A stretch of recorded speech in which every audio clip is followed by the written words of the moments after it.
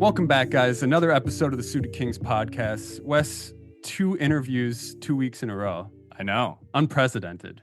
I think we did it once, honestly. Okay, But whatever you want to say. We might have. But today's guest, you guys might be familiar with. He got second in the WSOP Main event in 2012. In 2016, he won the WPT Borgata. Mr. Jesse Sylvia, how you doing today, sir? I'm great. How are you guys? Doing just fine. Thanks for coming on. Yeah, thanks for taking the time to be here with us today. 7.78 million in tournament earnings. And word on the street, Jesse, is you're more of a cash game guy. Is that true? Yeah, I would say so. I don't think I've had many years where I played more hours of tournaments than cash. And if it was like a while back when after 2012, I was like basically strictly a cash game player, and I got really into tournaments because anytime you have a big live score, you just get addicted to that feeling. It's a very strong feeling. And so I did a lot more traveling and played a lot of tournaments. But other than that, I think most of my hours have been in cash.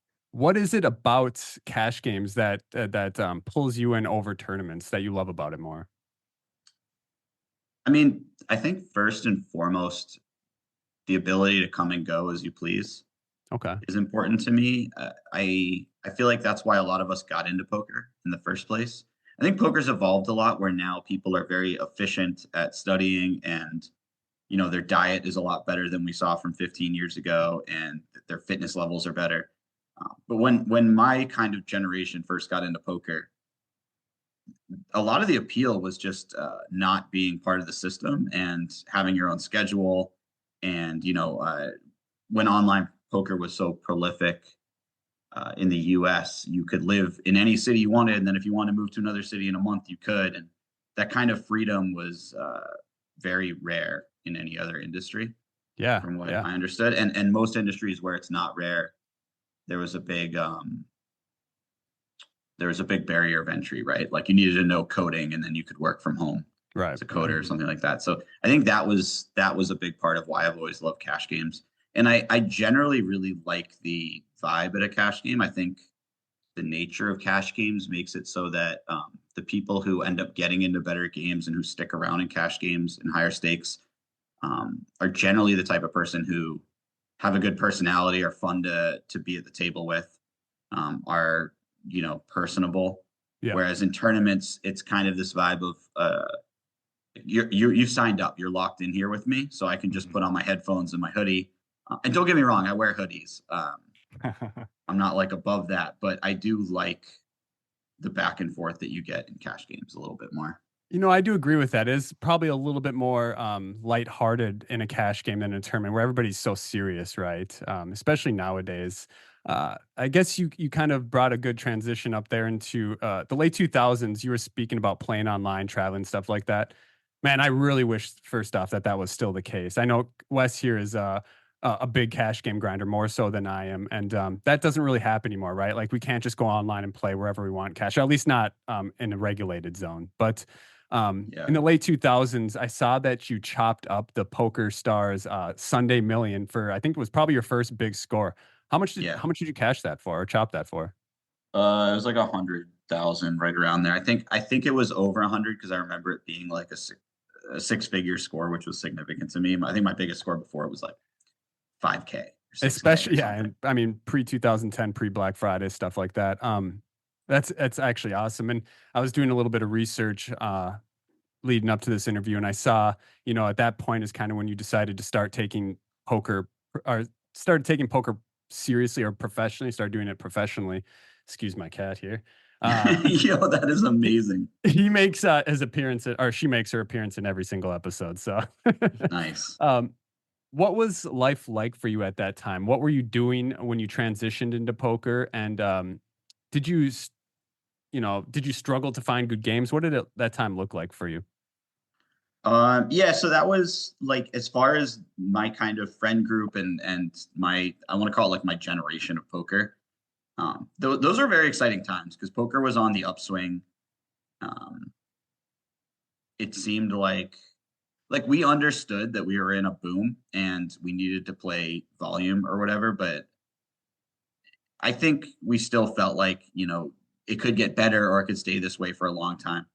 And you were just excited to play, I was in college, so it was easier for me. Okay. I had scholarships and loans paying for room and board, so I didn't have to depend on that. So it was more fun to just sit down and play and not feel the pressure of needing to support yourself financially yet. Okay. Um, but I mean, it was such a glorious time. Like my biggest dream at the time was winning the $10 rebuy on Poker Stars for like 6.5 grand. That was a big deal to me. I never Did won you it, ever but win it? no, I don't think so. I think I final tabled it. I don't know. I remember the $3 rebuy was a big thing at one point as well. I mean, That those was like drew a big huge one numbers because up top for a $3 rebuy. I mean, weren't the fields just insanely massive? yeah, they got like I think it was like 3 grand a first or something like Yeah, that. that's crazy for $5. Yeah, it's a Yeah. It's huge unheard of ROI. kind of nowadays. So so you kind of took on poker professionally after that. You lived in, I think it was Boston at the time. Was that right? Yeah, when I chopped that Sunday Million, I was still in college in California, and Oh, um, California. Okay. yeah, and it was kind of a funny story because my computer was down, so I was playing in the library, and then the Mhm. library was closing, so I ran over to the math lab where I knew they had a computer because I would tutor over there, and I ended up like winning it at like two or chopping it at 2 a.m. In the math lab, and Okay. I think one of my like teachers was leaving really late for him. It was like 11 o'clock at night, and he was like, "How's it going?" And I'm like, yeah, like 50 left. There's like 100 grand up top. He's like, oh, nice. And then he comes in the next day. He's like, how did it end up? And I was like, I got third. He's like, for how much? I was like 100,000. He's like, Oh my God. I mean, it yeah. was pretty funny. You still come into class every day? He's like, "Are you gonna drop out at this I mean, point?" especially Yeah. for people who don't play poker, like to hear that you win that kind of sum of money, they're probably just their face melts, right? Yeah, I think so. I think, you hear about people doing that, but you don't think that the people who are screwing around in $10 tournaments are ever going to do that. Okay. Mhm. I mean, I've always kind of had these like almost like delusions of grandeur where I was just like, I'm going to win this tournament. And then when it happens, you're a little more like, yeah, I knew it was going to happen. But realistically, when you think about it, you're like, I just got as lucky as anyone's ever Mhm. You been, know, you know? I'm really glad you brought that up. Like as you said, illusions of grandeur. Like what a great way to put it. But logically, you don't think that that would make any difference. But I don't know. Maybe it's just there's some things in the universe we can't explain. But I can remember clearly having that same vision on a lot of the tournaments I've won in my career as a poker player, and I don't know what it is, but if it just keeps me focused and motivated, but something about holding that thought through the entire process seems to help me in the long run. Well, and I have a question because I when I think of it like that, it's more of a visualization thing. Like I'm sort of preparing myself. Do you think that it's like you're envisioning yourself winning, and so you're envisioning the hands you're playing leading up to that in a way, or is it something different than that? I do think that's part of it. Like, when I would think about these things, like I did the same thing with the main. I'm not saying like, oh, I willed it into being or anything like that, but Yeah. I thought about when I would win the main all the time. And part of that thought process wasn't just, oh, I'm going to win the main. It was like, I'm going to crush the final table bubble, or I'm going to crush the bubble. Like it's like little things and thinking about, and then I would think about strategies because that's just like where my brain goes. Okay. Yeah. So I definitely think that it helps in that sense where you're actually developing strategies against certain player types and really fleshing them out ahead of time instead of Okay. having to do it on the fly. I think it's still true now, but in 2012, having an idea of how you were going to exploit different personality types at the poker table and how you were going to identify those personality types was at a really high premium. So like if you hear a guy talking about like this dude just bluffed it off, what an idiot, like that's immediately my brain goes to like, okay, this I know X, Y, and Z about this player. And then I would also make like other kind of leaps in logic, like maybe I also know these other three things about him based on that. Um, Mhm. or like if my favorite example is if you ever see somebody on the river, like they're facing a big river bet and they end up calling and they have, let's say a hand that would have been a great raise as a Yeah. bluff. And they immediately kind of wince or make some gesture like they're either calling or folding. Like I just, I lock that in as this person will never bluff raise a river. Or realistically, if they ever do, it's just such a low frequency that I'm not going to hero call. It doesn't Yeah. really matter. They're not achieving enough bluffs here. Um, but I think a more important point to the having some delusions of grandeur type of thing isn't so much the preparation ahead of time as I do feel like there's a lot of value in the idea of if you kind of expect it, then when you get deep in the tournament and things get scary and there's like these big ICM leaps and stuff, um, you don't you don't clam up and misplay. Um, and I think that's really important because like obviously you have to be a little tighter due to ICM. Um, Yeah. there Well, are spots that need to be played differently, but there's also spots where you just you have to have the proper levels of aggression. And I think almost everybody, especially tournament players where they've just spent hundreds of buy-ins trying to get to this final table bubble. When they finally get there, they don't want to screw it up. Yep.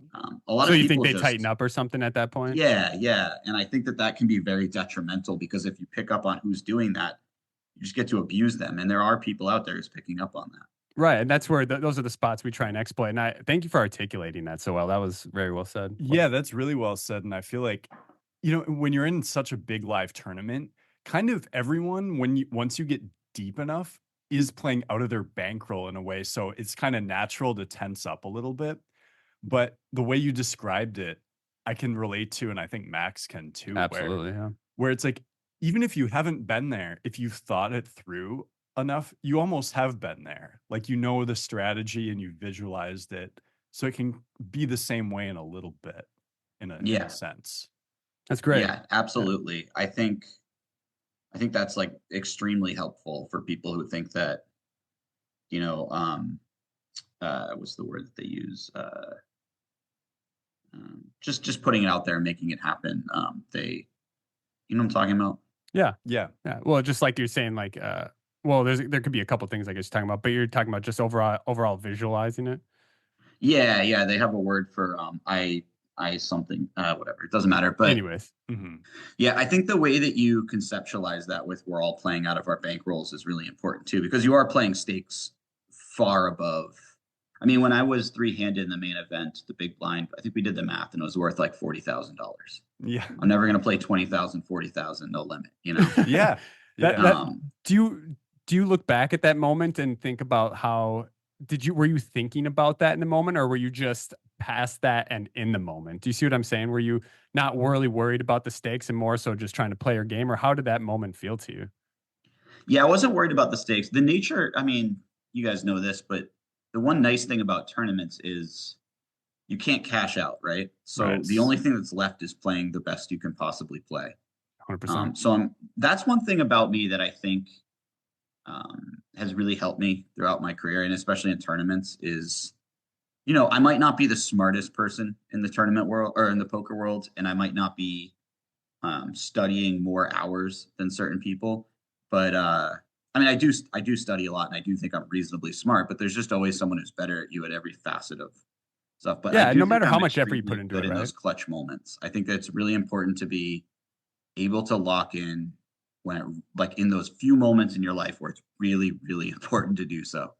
And also, I was very good at kind of zooming out a little bit and just enjoying the moment from like a happiness standpoint. Like there's just 200 people that came out to like see me play, and it was just such an incredible moment in my life. And so, yeah, it was like the fact that I was able to like step outside of the game for a second every now and then and be like, wow, look at how cool this is. Like really helped me reset when Hmm. I I was losing I a can lot. only So imagine, man. I was actually watching some of that coverage again in preparation for this. What first off, like poker was so much more fun to watch back then. Especially at that because that was at the Rio and the what's that, the Penn and Tell Theater? Is that what it was? yeah, Yeah, and, having all those people there, I remember, they actually had a shot of you walking out and then looking into the crowd, and you could just see your whole like, everything about you just lit up, like, you're like, "Wow," like, you were taking it all in, and how incredible, to be able to experience, like, something like that, and I don't even know if will ever be like that. Actually, now that I think about it, was that, like, the October or November 9 situation back then? yeah, it was the November 9, but our year was an election year, so they put it in October.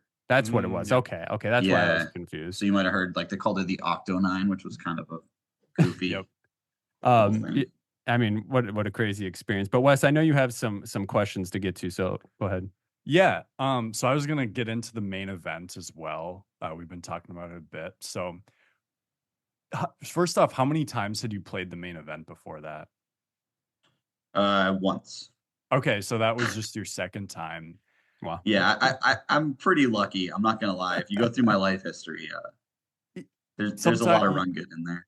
yeah. I mean, and obviously the main event is like the tournament that every poker player wants to run good in. Maybe it was those visions of grandeur. Yeah. And Yeah. so obviously like we've all had visions of running deep in the main event, winning the main event. At what point for you did it feel like, oh, I am actually doing it? Like at what point did you see that light at the end of the tunnel? I think day 5, I woke up. I had already started. So I have this process throughout tournaments where every day I get less sleep because my adrenaline's pumping at night That and makes I can't sense. sleep. And then when I do get to sleep, I wake up earlier than I expected. By day 5, I was starting to really feel that. And I woke up early and I was like, I don't know why, but I just felt like I was going to be on the feature table. I was like, we're playing the feature table today. And I get in and I go to my table and I probably was not late, but later than most people. Mhm. And my chips are sitting there. It's like head to feature table, whatever. We had Lucky Chewy on our table, which I Mm. think was Mhm. the draw for I that. think it's the first time I heard of Lucky Chewy. I remember that. I was watching this live, by Yeah. the way. That was yeah. Anyways, What's that? You were watching what? that was when I was in like the peak of just being obsessed with poker, and I remember following very closely and at watching all you guys, like learning about you, learning about Lucky Chewy, Greg Merson, all those guys. Bro, those were great times. I don't know why they got rid of the November 9 because the whole hype up before it, the way Yeah. they cut it, with the post production, using like clips, I just think it was quite good at selling the product as an It entertainment built a source. big Obviously, it tension didn't up. work out because it didn't, ESPN stopped doing it, but I just like the way they did that. And I think the November 9 was incredible. Sorry, what were you saying? No, I was just agreeing with you. I think that having that, where you get to watch the ESPN post or the post production, where you get to you find these characters and you start sweating them as you go through the episodes, and that's during the break, after you're already to the final table, and then you get to the final table and you have these people that you're rooting for. It just builds this tension and this excitement for this big event that happens. Which now it's 2 or 3 days later or whatever. But I'm Yeah. with you. I mean, it's kind of polarized. You got people who are like glad it's gone. I'm with you on that. I wish it was still that way because I enjoyed that excitement as well. I have definitely felt both ways. Um, Yeah. I mean, Anyways, the counter arguments are fair, right? Like it's the coaching thing is a little weird that people come back different players. mhm. But you could, I mean, if you just gave them a month or like 3 weeks to plan out family and friends coming out, move It it to would like be a a really lot good better venue. if you could get the big crowds there. I mean, that was really cool to watch. Yeah. So obviously, there's a lot more to your career than just the 2012 main event. So we'll get past that. But before we do, I want to talk about a hand you played at the final table. Um, I don't. I guess prior to the question I'm going to ask you, I'll ask you: was there any sort of ICM awareness at this point? I mean, was that a thing in 2012? It was, but it was more of an abstract concept for us than obviously it is now with I think at the time we had access to HRC, but it didn't do post flop abstractions. So Mhm. what you would get was you could input all ins and add chip stacks and payouts, and it would tell you what your all in range should look like and what their call off range should look like. So we had no idea how much tighter you should peel the big blind, for instance. Not that we really knew how tight you should peel the big blind in the first place, because I don't think we had pre-flop solvers at that point. Yeah. You had no idea, what you should be three betting, what they should be counter four betting. You could come up with ideas on your own, but you couldn't really test it with anything. Okay. Yeah. Okay. And that led to a lot of really fun stuff like this hand that you. Yeah. No, I agree 100%. You. Sorry, Wes. You had something you want to say? The last question on the main event for me was more of a life related thing. Like you have a $5 million score. Um, how did that change your kind of image of your poker career, both from like a financial and just a mental standpoint? Like, what did that do for you? Uh, So financially, it was huge. I think my bankroll at the time, I was backed for high stakes cash at the time. Um, so my bankroll wasn't like super important, but I think my net worth at the time was like between 1 and 200,000. Like I wasn't by any Yeah. means rich or anything. Um, and that was huge. One goal that I always had in my life was to buy a house that my mom could live in because she was like renting a house at the time.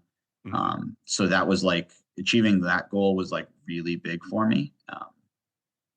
And other than that, like I don't know, the fun stuff was cool, like being able to travel for poker and hit some of those kind of goals that like I always wanted to go to PCA. I went to PCA. It turns out I like PCA less than I thought I would, but Really? Sometimes I've it always turns wanted out to that go way, there as yeah. well. So it's great. I'm not gonna like hate on it, but I think that honestly, I think it would be better to go there on vacation than play poker. Like it's a funny place to play. Like you're just paying a ridiculous rate for rooms and food and everything else while you're there.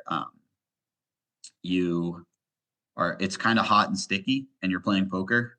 You're like, I'd rather just play in like a casino that's really dialed in the air conditioning. yeah, Yeah. Um, fair. and yeah, I kind of get the vibe like the locals aren't so thrilled about the tourists, and so it's like, look, like I can either pay $250 for dinner or you can be rude to me, but like I'm not really looking for both of those at the same time. Yeah, right. You know what I mean? Anyways, that's a whole side tangent, but I'm not the biggest PCA fan, but or poker in the Bahamas fan. Sure. But We're all also about I would go to tangents. So. Australia during that time period for Aussie Millions, and that's easily the best poker stop of the year, like including the World Series. It's the best stop by far. It's Yeah. amazing. Aussies That, are awesome, and the food in Melbourne's unbelievable. And tennis is the Australian Open's going on. and that's done Um, now, right? There's no more Aussie Millions, is there? it is done, but I heard they're going to bring it back potentially. I think it might be in Sydney. Okay. Okay, cool. Quick Yeah, they're talking about bringing it back next year. quick question. Where would you rank the WPT poker cruise on that? I had so much fun on that cruise. Yeah. I never thought I would go on a cruise. I did a lot of backpacking when I was younger on like no money. And I just didn't see myself on a cruise, and I had such a great time. Yeah. It was also a Virgin cruise. Virgin just does everything extremely well, that Mhm. company. Okay. And I love the World Poker Tour. I think the World Poker Tour just always puts out an unbelievable product. 100%. Um, I feel like yeah, most they pros are on that same page with you. yeah, I mean, dude, being a champion, like they take such good care of like for no reason really except to take care of us. Like every time there's a WPT stop, they host a dinner that we can all go to. And like on the cruise, there was just a ton of stuff that they did for champions that was really cool. And it just Okay. always seems like they're kind of like keeping us in mind. Whereas like, um, if you win any other tournament series outside the World Poker Tour, like there's nothing that'll come with it. Like, There's no follow-up from it, right? yeah. Okay. Yeah, So yeah, that's awesome. I had a great time on the cruise. That was really high up there, and it was cool because I didn't expect it to be one of my favorite stops ever. So I Mhm. think, that makes it even more fun when you have no expectations going in. Because Wes, like I Absolutely. put too many expectations on PCA, so I'm a little harsh on Yep. it. two thoughts I actually had to that. First one is completely understand the thought on PCA. I mean, you're in the Bahamas, right? You're in a casino where, contrasting to Vegas where you go outside and you're in the 100+ degree heat and it's kind of you're on the strip, where in PCA you go outside and there's beaches and ocean and Yeah. what I mean? Like you want to spend time outside kind of while you're in the Bahamas. Secondly, Wes is a luck box and someone won that cruise seat and just gave it to him. So that's why he was on it. Yeah, or someone who I have never met in person bought it, Oh, bought it. Okay. couldn't go, asked someone if they knew anyone who would go. That person reached out to me. I was like, sure, I'll go for free. And it was like a week before it happened. I had to renew my passport in 2 days, and it was very rushed. So, Damn, you got it done in 2 days. That's impressive. yeah, if you give them proof that you're traveling that soon, they'll get it done. I didn't Oh know that. yeah, yeah. That's pretty I was crucial. I actually had to do something similar, but I had about a month and I was still sweating it. So Yeah. All right, Jesse, we got okay. So one last thing about the main event, a hand that I want to discuss with you, what I thought was super exciting to watch. Our listeners will probably love this one. It goes all the way to five betting, so something you don't typically see too much. Wes and I did an episode on four betting recently, and we were talking about how rare the five bet is now. Yeah. Yeah. Unless it's an all in, it's not. It's Yeah, so yeah. rarely And a I thing. know, like, 2000 and for what, 6 to 2000, kind of 12ish, 13 is when it kind of started dialing down again. But anyways, it's the main event. I don't actually remember how many players are left. I believe this was at the final table. Maybe nine of you left. I'm not sure. But it folds to Merson on the button. We don't have stack size at this point because the TV didn't really give a lot of information at that time. Yeah. Merson opens King 7-0 on the button to 1 million. You're in this small blind with Queen Jack O, and you three bet to 2.6 million. So out of position, it's a little bit of a smaller size in contrary to what theory kind of tells you to do. But I notice in the main event, this has kind of been standard even into today's world where like sizings are very clicky rather than going larger. Yeah. What's your first thought on that? Yeah, I mean, I would definitely size up nowadays, having looked at a lot of solver outputs. I Okay, Yeah. think but I obviously think time is we were different. like over 100 bigs deep, so I think like going at least 4x is way more reasonable. I had my reasons for it at the time, and I don't know if they were perfect, but one thing that we kind of talked about, I worked a lot with Vanessa prior to playing the final table out, Yep. Vanessa and subs for the listeners. yeah, and one of the things we talked about was we thought we thought there was some chance that Greg or anyone on the button when I'm in the small blind, big blind spot, but mostly small blind because you do a lot more three betting from there or folding. We thought that his calling range would be somewhat static, and so I just decided to play the.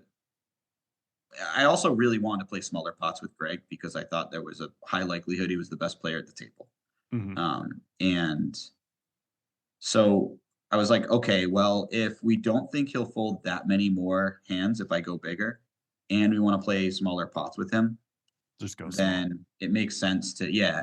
But I mean, either one of those things could have been incorrect. I think him being the best player at the table was probably correct. You could make an argument for Jeremy as well.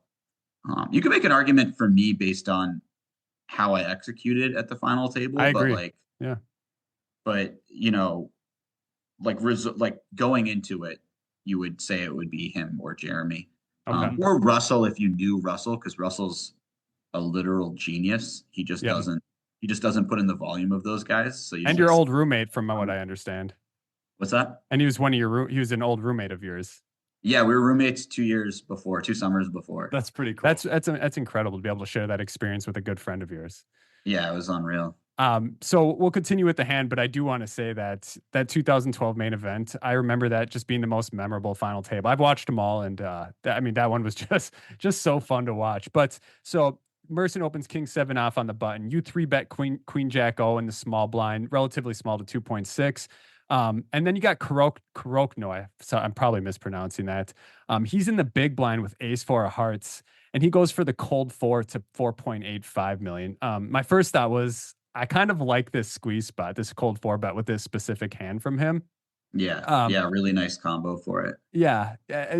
So he cold 4s to 4.85 and Merson folds at this point. So now your heads up out of position against Kurok. No, again, I don't remember stack sizes, so that makes it a little bit more difficult. What are you thinking at this point before I get further into the action? So I still remember this thought process really clearly. I think I want to say he had something like 30, between 30 and 40 million, but I want to say it's like 35-ish, between 35 and 40. I could be wrong. And I was going to fold because this is, of all the hands that I three bet Merson with, this is pretty low end. Yep. And I kind of looked at his stack and just like thought about it. Was like, man, he should be pretty nutted here with this value, right? Like, not that he won't four bet tens or whatever, but like he might even hero fold to a five bet with some of those hands. I'm blocking queens and jacks, which is like, a lot of my bluffs will be blocking something, but they're somewhat relevant. I'm not blocking a hand like tens or nines. And I don't know.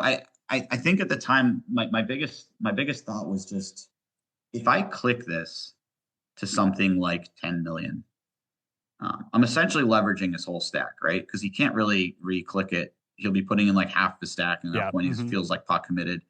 Um, and so it's a really nice price to just kind of click it and leverage his whole stack. And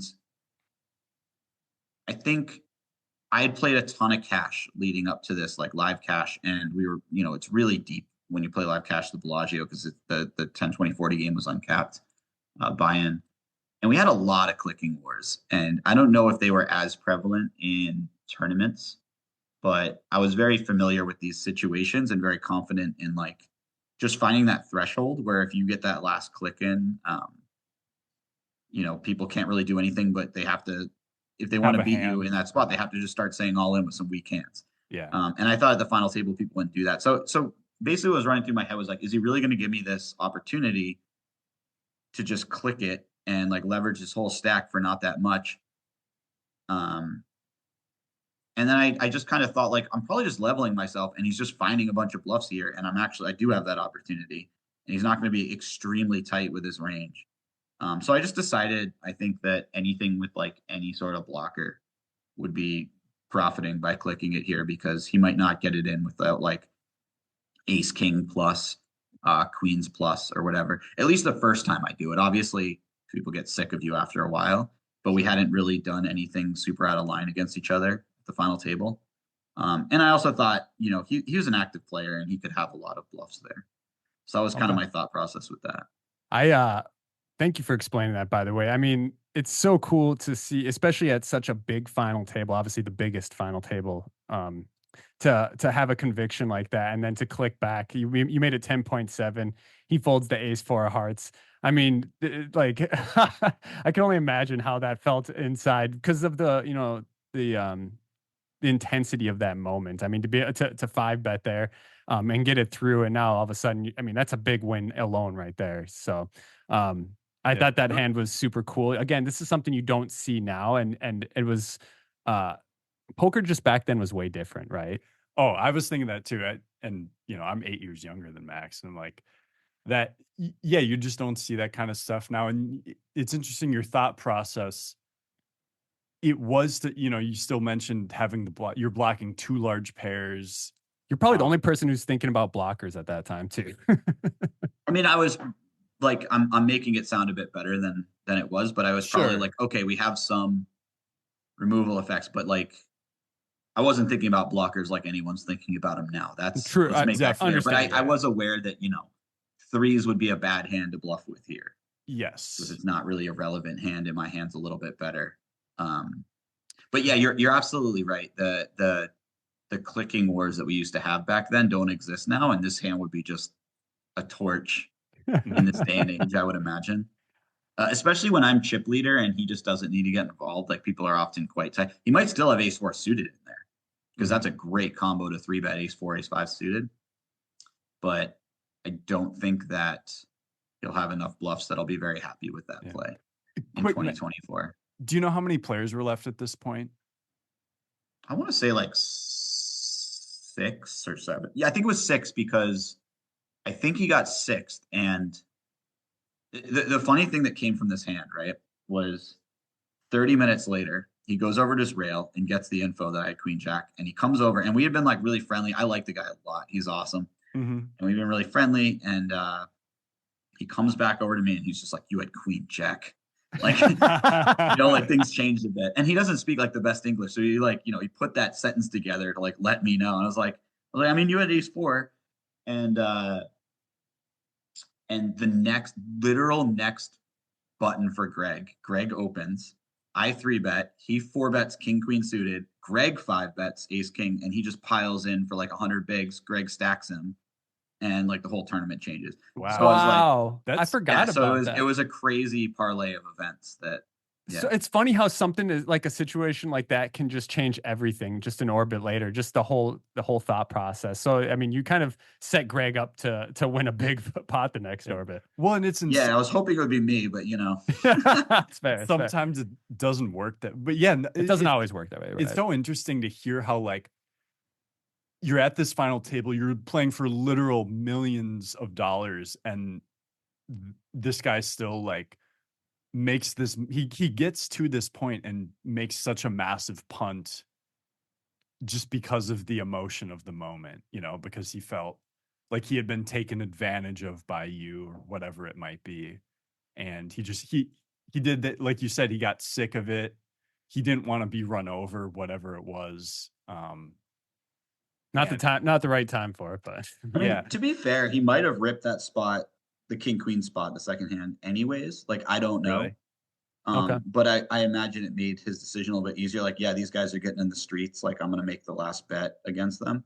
Hmm. I don't know. I don't know. I'm just speculating. You know, Yeah. he was That's he fair. was a he was a strong poker player. I think he had like an LAPC final table, and like he was a good poker player. I'm not like hating on him or saying he No, just no. Yeah. randomly got emotional. But I do think maybe that added into the calculation for him later on.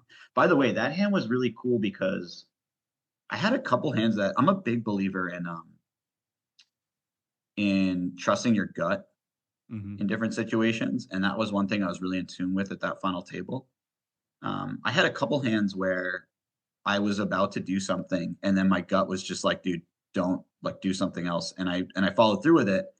Um, and I always made sure that there was at least some kind of logical thought process to back my gut feeling. That hand was one of them. I was going to fold, and then I was just kind of like, "Wait a minute! Like, if I click it here, you know, is he really this tight with his four bet range? Or if I click it here, am I just going to leverage his whole stack and he folds a bunch of hands? Maybe even Hmm. hero folds like some of his value hands, like pocket tens." Um, I had another hand like that. I'll say it really quickly, but it was kind of a cool hand when we were three handed the next day with him and with Greg and Jake, where Greg was basically just limping from the small blind. He was chip leader, but it became abundantly clear that both of us played a lot of cash, Yep. even together at the Bellagio. And I think both of us felt like Jake was less equipped post flop than us because of that. He was Yep. a Yeah. tournament player. I There's a mean, you lot could more almost pre feel flop play. that just by Yeah. watching it. So Greg limps the small blind. Yeah, and I have 10, I think I have like 10-5 offsuit and check the big blind. And the flop is like ace 10-6, I want to say, two tone. And Greg bets what I thought at the time was a fairly larger sizing on that board. And he had been checking a lot of flops. And I go to call because I have middle pair, and that's what you do, middle pair. And my gut was just like, dude, you should fold. And I was kind of like thinking about why I would fold. And I was like, it kind of makes sense. Like, you know, Greg's been checking a lot of boards and now he's betting big. And often when he bets big, he usually follows through on the next street. And pretty much every turn card sucks for me. Like if the flush gets there, it sucks for me to call a second barrel. If a king, queen, jack show up, it sucks for me. If any of the lower gutters get there, it kind of sucks for me. And so I just like kind of ended up deciding I think his range might be strong when he bets big here. And I also think that if it isn't strong, he's going to follow through with the bet a lot and I'm going to fold on the turn anyways. So I just like end up mucking my hand. Yeah. And then he just like has an ace and like the Antonio's in the booth and he just goes bananas because I folded middle pair or Yeah. whatever. But it was like little moments like that I think are really important. Like you don't just trust your gut, like make sure it lines up with some kind of logic. But you know, there's a reason why we gain all this experience, right? And it's to use that gut feeling sometimes. Yeah, well, and I love what you said about applying the logic to it too. And it's like, sure, you know, if we take it in terms of this these days, like, yeah, a solver is going to tell you not to fold a 10 there. But what the solver doesn't know is that you know your opponent is almost always going to bet big again on the turn. And the solver is going to probably tell you to fold on a lot of those turns. So if you can kind of node lock or whatever you'd want to call it in your head, like Yeah. this is where this is going to go. I should get out now. Because you know, you kind of view it as I have basically a 5 out draw that I'm going to have one street to hit. Yep. So And yeah, if and that's if a cool. 10 comes off, he's probably going to be very careful on that card. So Yeah, if two he of bets my big outs again, it's are like, not oh, getting does he paid. have a better 10? So that kills your implied odds then. Yeah. Um, to the listeners, really, I think you should take this last, however long, 2 or 3 minutes in, and really listen to what Jesse says here because I agree, and I reflect. Man, I cannot speak today. I agree with you wholeheartedly. Um, I call them conviction plays, and I've definitely talked about this on the podcast before, where it's like, even if it's theoretically incorrect, like you said, we've been through these experiences to help us come to these conclusions. And when your gut is fighting even what seems to be, right, um, for me, I personally listen to my gut, even if it looks crazy, because ultimately it leads me to better results, I think.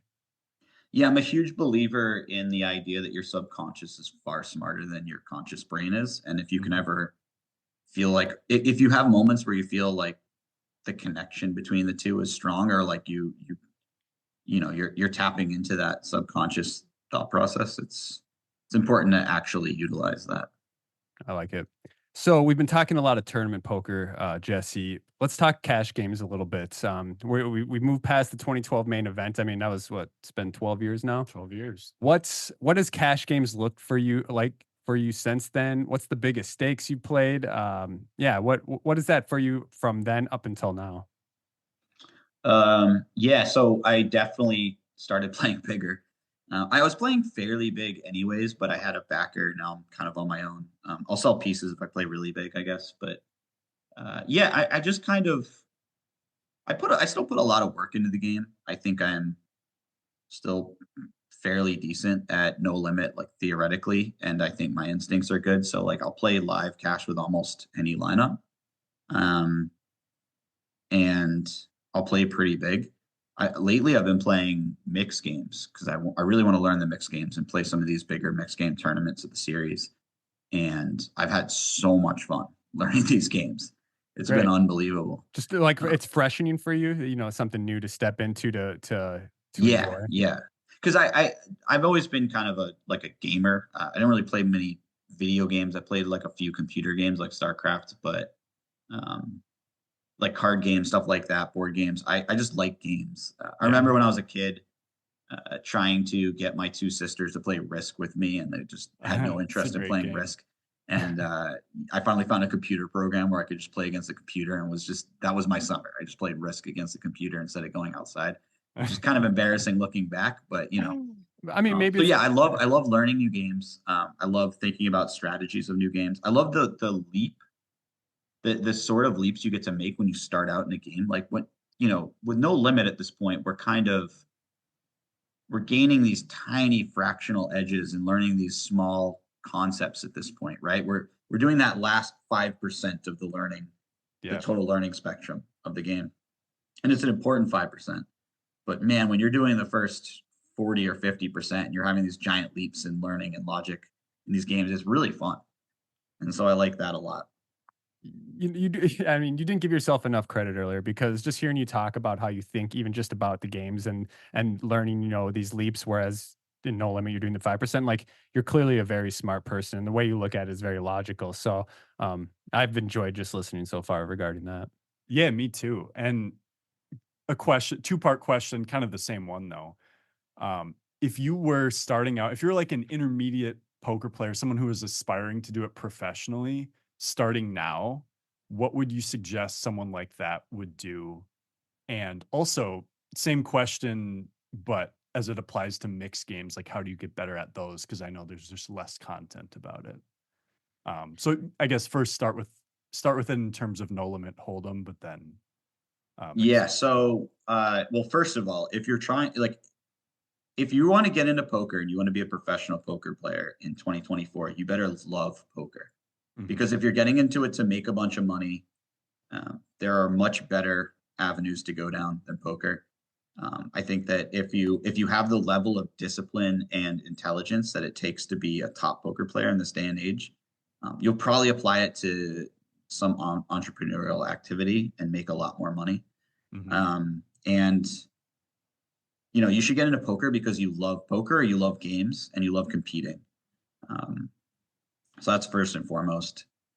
If I were to get into poker in 2024, especially if you're going to start with no limit, um, you need a good group of friends to bounce hands off of that you really respect their thought processes.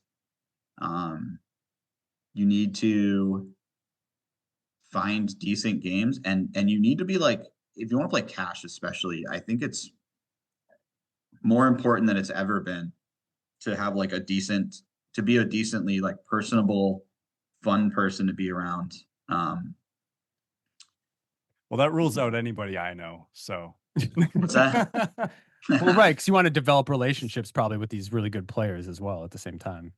Yeah, more and more games are getting privatized or semi-privatized.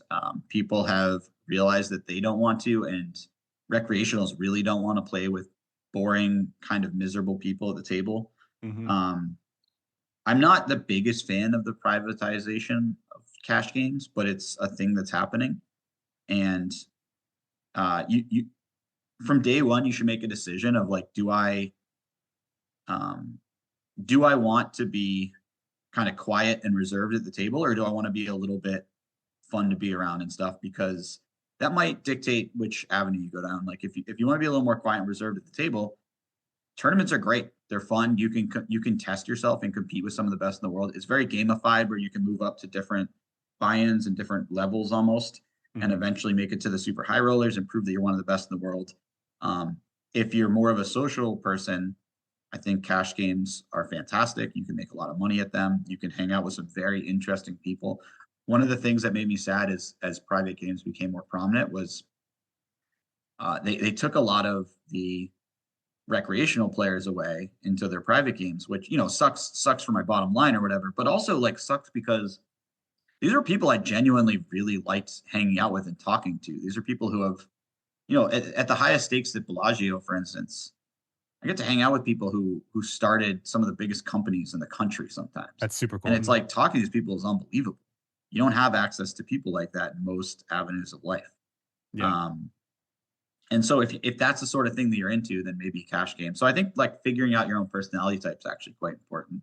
Yeah. And then after that, there's like the typical stuff where you need to dedicate a certain number of hours per week to studying, Yeah. and have like an efficient plan for how you're going to study and how you're going to improve your game.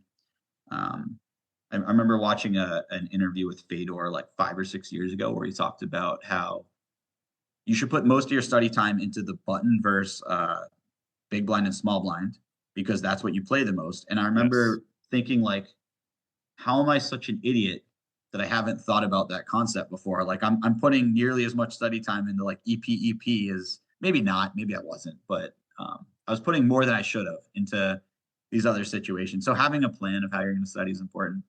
And then after that, like just find a game that you think you're beating, whether it's tournaments or cash, and just play it until it gets bad. Like just Yeah. just keep on putting in those hours, because you never know when a game or a tournament series or whatever is going to disappear forever.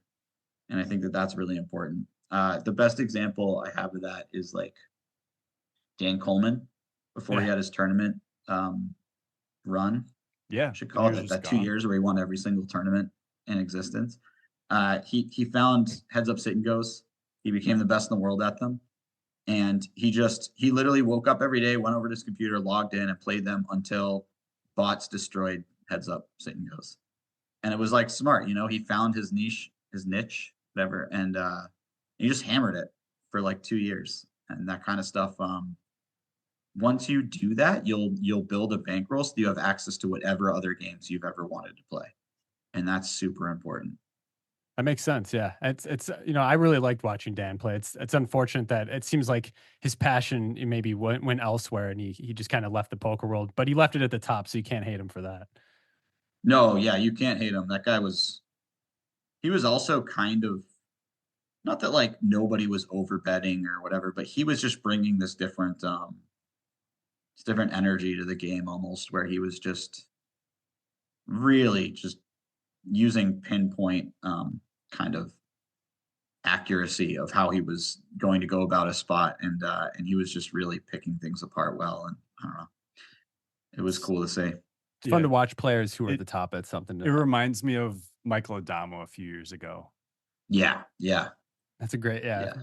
Kind of the same thing. That's a great Adamo's comparison. another guy. Yeah, it's really fun to look up to those guys because most of the time we're trying to emulate the best players, whereas they're not doing that. They're doing something different, Yeah, and it's easy to to kind of like idolize those guys in a way, and That's make well them said, Of and maybe course, the way something I'm we like. should all consider, and not try to get caught up trying to be someone else, but be, create your own game, figure out your own path. why they're doing what they're doing, and maybe instead of imitating it, figuring out the weaknesses of it and countering it too. That could be part of it for Yeah. sure. Yeah. Okay, so I got a second hand for you, Jesse. This one is a cash game hand. So this is going to be Bally's Live. And now I might need you to remind me. I don't know if it's a straddle game or what, but I thought it looked like it said it was $400 to call or limp pre-flop. So I'm thinking it's a 200, 400 game. But anyways, I also think it was six-handed. So I think it it folds. was either started at 51 or 1-2, and then somehow it just became 2-4 at some point. Yeah, 204. And so this is high stakes cash games. You have 31.9K. We'll just say you have 32K behind you. That's cold hard cash. Oh, cold hard chips, whatever you want to say. Thank you. So you're in the hijack. You open the 10 of spades and 10 of hearts to 1K. You have an opponent, Jiang. I'm sorry if I mispronounce names. I've never been great at this. But he's in the cutoff, and he three bets to 3K. Folds back around to you, and you call. So again, you have pocket tens with a spade and a heart. The pot is 6.9K. The flop is four of hearts, six of diamonds, eight of hearts. I think we're always, being not the pre-flop aggressor, we're just going to be pretty much always checking here, correct? Yeah. So you go ahead with the check. Jiang bets 2.5K into 6.9K. I feel like, being that, he can have obviously all the overpairs and some sets. We're always just going to probably play call here on this board. Does that seem fair? I think you do a little bit of raising in theory. I remember looking at the spot after. Oh, by the way, I think you probably could have some leads on this board just because you have some stuff that they don't have. You have all the sets. They don't three bet all the pocket pairs that make sets on this Right. board. Yeah. I think there's a straight, right? 6-7 makes a straight. 5-7, right? Yep. Oh, 5-7. okay, never mind. Straight, Nobody yep. has 5-7, so Yeah. it doesn't really matter. I've seen that Um, if it's like a 6-7-8 flop, I've definitely seen it where it's like it's a thing, but you don't think you're so in flow that like it's hard to think to do sometimes. I don't want to get Yeah. too caught up, but I think it's cool. So actually, it sounds like almost all plays are optional at this point, or in play at this point.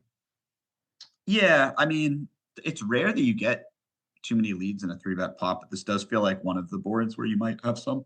Okay. I could be wrong too. And I don't know what kind of. Yeah, go ahead. Oh yeah, just once he bets, we get some raises. I think at the stack size, my hand actually does a lot of raising and getting it in. It's kind of like the first.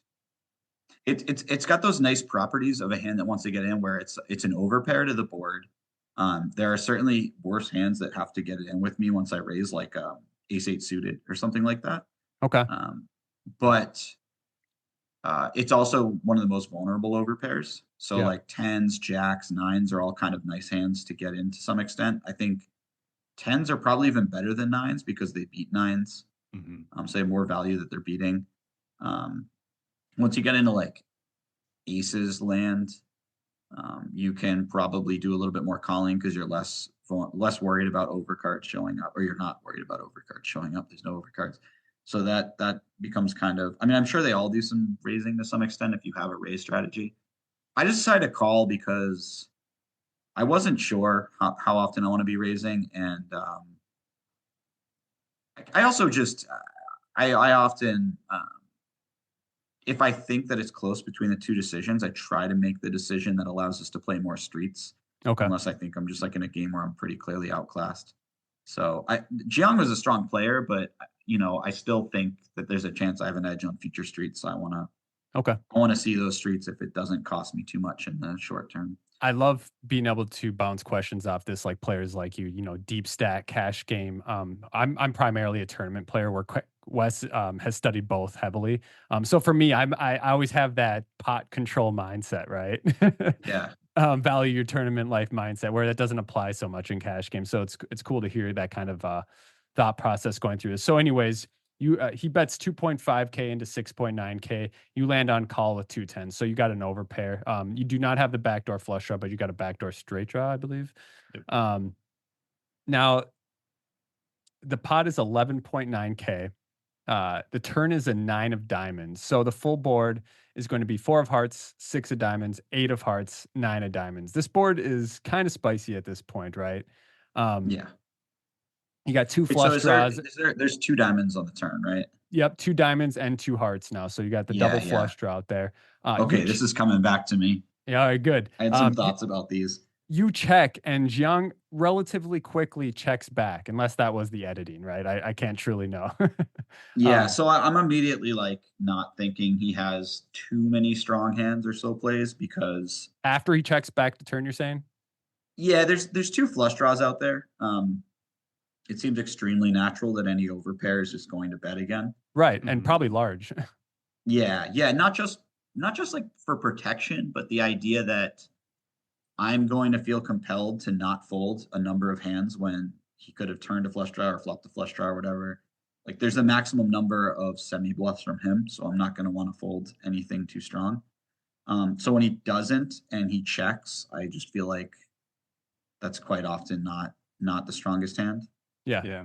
I feel like that's a fair assumption, Wes. Yeah, and you have a lot of the pair gut shot, pair open ender. Like you have a lot of hands that can call now that are going to be less inclined to call a river bet, I would say. Yeah. Okay. Yeah. Also, John was quite aggressive from what I remember. So like I was kind of like, come on, man. Like, are you really just gonna not barrel like queens here when you have this aggressive image? Yeah. Okay. It's like, there's all these spots where solvers do something 75% of the time, but people are just doing it 100% because they're the aggressive player. So they're going to, capitalize on that. And it's a very fair reason to do it. But there's a reason why solvers balance because people can make reads like that or whatever. I could be wrong about my read, but I felt somewhat strongly about it at the time. Mhm. Good. All right. So the pot is now well, it's still actually the pot is still 11.9K because there's no bets on the turn. The river comes the queen of diamonds. So I'll repeat it one more time. It's the 4 of hearts, 6 of diamonds, 8 of hearts, 9 of diamonds, queen of diamonds. So now you have second pair. The flush draw comes in. You block Jack 10. Our opponent probably shouldn't have that too much, but um you actually go with a lead here. So the pot's 11.9K and you bet 3.5K. I'm curious, is this a kind of a block bet? Or are you, you know what I mean? What is your Yeah, thoughts betting this size here? it's definitely a block. So a couple things went into this. One, um, I just think blocking's probably well, when the river's a queen, yeah, I don't know how much blocking we do because I think your range is generally trying to say I don't care about the queen, so you usually go big or check a lot Okay. Mhm. is probably like the best way to approach it. I definitely remember thinking, um, like this might not be the best move here, but I also kind of I this sounds stupid because I tanked so long after he jammed, but I remember thinking that he might do something if I bet small. So There as was a kind of induced bet, maybe. Yeah, we had a hand earlier where I blocked really small and he called and lost, and I just kind of felt like I saw something on his face where it was like, oh, like, he's just making these little tiny bets with it was like it was subtle, but it was like he's making these little tiny bets with like weak hands for value. Okay. Maybe like clocked that one in and thought about like bluffing it later on. Mhm. Um, so yeah, I felt like maybe he would also do something if I blocked, but I wouldn't be super surprised if we ran it and I shouldn't block there because the Yeah. overcard is quite often a card where you're either betting big or checking and you're just doing a lot of checking. Okay. Yeah. Um, So you bet like I said 3.5 into 11.9K. At this point you have what, like 23K behind? I think something around there. Sounds right. Yeah, somewhere around yeah, 23K behind and he just stuffs it in your face. yeah, Um I love that you brought up that you had that interaction earlier where he kind of got a glimpse of what you're doing these little smaller bets with. So he's going to try and just put the max pressure on hands like, second pair plus that he thinks he can just get you to fold. You end up finding the hero call and, he sheepishly says, nice hand and flips over ace of clubs, jack of diamonds. What do you think about his combination of hands respective to this board and how he played it? I think his combo in theory is fine. probably. You probably do more bluffing with the ace of diamonds and jack, Yeah, and that's less kind with of what the I was jack of thinking. diamonds. But I think you quite often see in theory like these mixes so that people can't just play blockers really easily.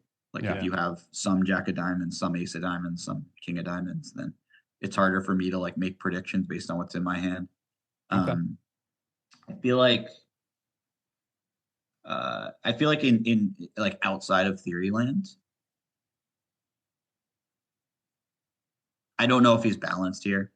Right. I remember at the time thinking that the queen of diamonds was a really good one for me to hero him off because a lot of the ace X diamond combos might just bet call it off on the turn. Like Yeah. you have the nut flush draw, you're not worried about other flush draws dominating you. You have really nice equity.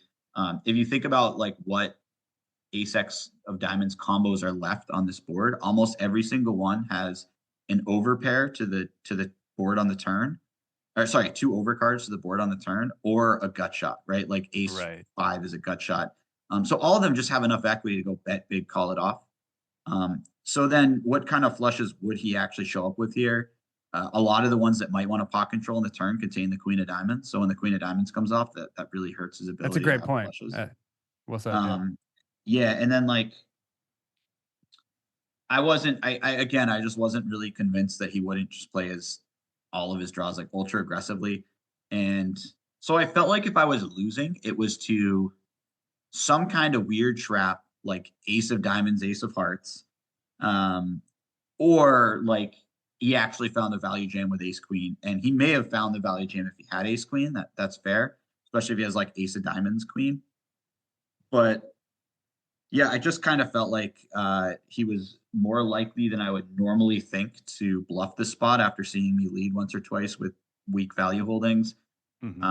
I'm blocking the crap out of Jack 10, which is probably his most uh, likely value hand that might check back the turn sometimes. Yep. Hmm. And I just kind of felt like I felt like when I was making the bet, it was going to happen. And I Yep. was planning to call faster, but I had this weird thing going on where I had sent a wire out um, to play the game, right, from a bank account, and I forget which way it was, but either I sent a wire and it was supposed to be ACH, or I sent ACH and it was supposed to be a wire. Either way, like they couldn't accept it at the casino, so they sent it back. But it takes like 3 days to send it back. So I'm like, how am I going to play this game? So I sent a second wire over um, with the rest of my bank account. So like, long story short, I'm sitting on like basically no more money. Like I can't Yeah. rebuy to this game if I'm wrong. That's pretty Lose it all. fascinating. So for that reason, mostly I think I just like tanked my whole time bank before I called it off, and then had to play the rest of that cash game with no time chips, which was kind of annoying. But maybe it led me to make folds I wouldn't have made otherwise. I don't know. I mean, you absolutely got the maximum, which is super cool. I didn't know they had time chips in the cash game. So that was Yeah. By the way, that's a great format. I think every cash game. I don't want to like alienate recreationals that need the time, but um, you know, overall it'll if be you're better for Yeah. recreationals probably. I think so too. I don't think Yeah. you don't see Rex spending 4 minutes No. on a Yeah. hand very often, and that you would have 4 minutes if you need it, but you don't need it three times a session. And I just think like these live stream cash games, it's a much better product when you speed up the play. Yeah, I feel like that's all anything televised, you know what I mean? You don't wanna sit there and watch I mean, everybody has, you look at Twitter during the main event final tables and everybody's like, making sleepy emojis and talking crap about how slow the play is. Wes, did you have any other insight or anything else you wanna say about that hand before we kinda start wrapping things up? Yeah, the only thing is I definitely agree with how you described his how aggressive this player is, and it's like it feels like if he has ace king, ace jack, ace 10 with one diamond, he might just bluff that every time the way it played out. Whereas, yeah, it's hard to find the value. Like, is 7, 8 of diamonds in there? Like that would maybe make sense if he three bets. There's just not much that you can rely on him to have for value here, but it feels like you know for sure of some bluffs he's going to show up with, and so it can make you lean that way towards Yeah, calling. Um, yeah, for sure. It's always nice to have these little pieces of history, right? Where I mean, maybe sometimes you level yourself as well with these things, but totally. Yeah, I think context matters Mhm. in these tough spots. I was actually really happy. I thought it was just a pure exploit because I didn't have a diamond in my hand, and I was happy to like run it. I mean, this was like a year ago now or a year and a half ago, but I remember I ran it, and the solver liked calling my combo like some small amount of the time, so which Mhm. means like it's breaking evenish. Yeah. And so if you have the extra context and you think that certain things are in your favor, then maybe it's a really good call or whatever. But It I probably was is. surprised to see that this solver was calling my combo some amount. Okay. Yeah. And sometimes it can be weird where it's good to unblock if he has the 10 of diamonds, that's a better bluff. So it's like sometimes it'd be good to unblock that. I don't Yeah, know. yeah, I don't know if yeah. that's true in this That's a case. great point for sure. Um, I didn't expect him to bluff with just the 10 of diamonds too often, but he showed up with ace jack with the jack of diamonds, which goes to show like I'm It not I'm is not right one. about this spot 100%, Yeah. and so I think you're absolutely right. Like if he had ace 10 with the 10 of diamonds, maybe he goes for it as well. Mhm. Jesse, first off, we're very grateful and thankful for you taking the time to come and chat poker with us today. I feel like we could probably talk with you for hours on end, just getting into all the nuances of the game that we really enjoy and love. I know you have some prior obligations that you need to get to here shortly, so we'll go ahead and start wrapping up. What does poker look like for you in the near future and moving forward? Um, Probably most of the time I play no limit, it will be bigger games, because I'm having so much fun playing mixed games that I want it to be like kind of worthwhile to play no limit. It might be more like stream games or something like that. Anything where they have time banks would be great because after you play any sort of like limit based games, you really start to hate how slow no limit can be. Okay. It goes so quick. Yeah. Yeah, that's Yeah. fair. That's fair. I've been spending a lot more times reading about and uh, doing research on and investing in different markets. And so I spend time with that a little bit. So like, I don't know if you might have asked for poker specifically, but Oh like no, I've it's been all putting more good. time Just in into general. that, and that's been really fun. So Okay. I just foresee like a mixture of tournaments during the series, like bigger cash games, and then just getting as good at mixed games as I can because I'm having such a good time with them. And because like my goal is kind of to play the players championship. Okay. Yeah. So, that's kind of a lofty goal because it's a 50K. So you have to have people who believe in you enough to buy pieces of a 50K. But Yeah. that's what I would really like to do. Okay. That's awesome. One Yeah. last question. We did have some Discord questions come up, but due to the limited time, we'll get to those on round two when we get you back on the podcast. We do have one reoccurring question we'll end on here. And to you, is poker an art or is it a science? I mean, it's definitely both. The best players in the world are treating it more of a science. The best tournament players in the world, I should say, are treating it as more of a science. But that's mostly because they're playing against each other. So it has to get a little more scientific. Sure. Whereas, like, some of the most kind of like not admirable, but the players that I would prefer to emulate are treating it more like an art, and they're playing not the biggest buy-ins in the world, but they're finding really cool exploits and doing a lot of stuff. Or they're playing cash games, and the mix of players is very diverse, and they're finding really cool exploits and just like unique strategies and stuff like that. And that feels like more of an art to me. There's a great video if you guys ever get a chance. It's like there's like two or three videos on YouTube of Doug Polk playing micro stakes and just going on these rants about different things. I And they're my think I've favorite seen a lot of videos. those. Yeah. Yeah, they're From great. his The bankroll the one challenge. specifically about him beating Sauce is one of my favorite videos ever. But he talks about playing against Sauce, and Sauce checks back a really abnormal amount of time on the flop as the button heads up as a pre-flop raiser. And it just changed Doug's whole game, like thinking about that node and having to play against that node quite often. And to me, that's a little bit of art, like he was scientific about it for sure, the way he sat down and figured out his strategy, sauce. But the idea to just put a huge chunk of your strategy into like check back when everyone else is just like c betting's the greatest. That's a bit of art. I feel like. I Mhm. agree. Um, Yeah, definitely agree with yeah. that. That's a great answer. Again, Jesse, thank you so much for taking the time to hang out with us. We'll go ahead and wrap it up here. Hope you enjoy the rest of your day. And until then, we'll catch you next time. Thanks, Jesse.